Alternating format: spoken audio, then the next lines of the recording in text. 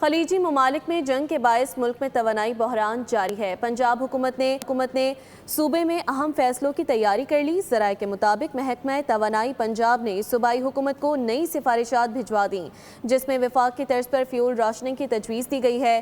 15 April تک تعلیمی اداروں میں چھٹیوں کی سفارش بھی کی گئی ہے۔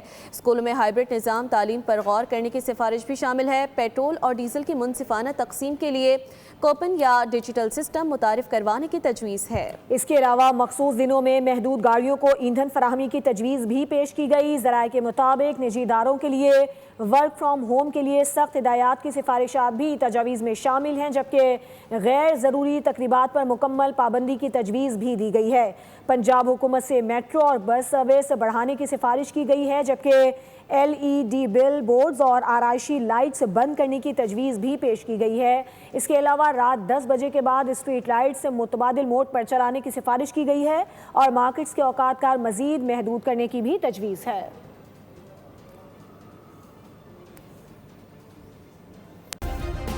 سبسکرائب کریں اور بیل دبائیں تاکہ کوئی خبر رہ نہ جائے۔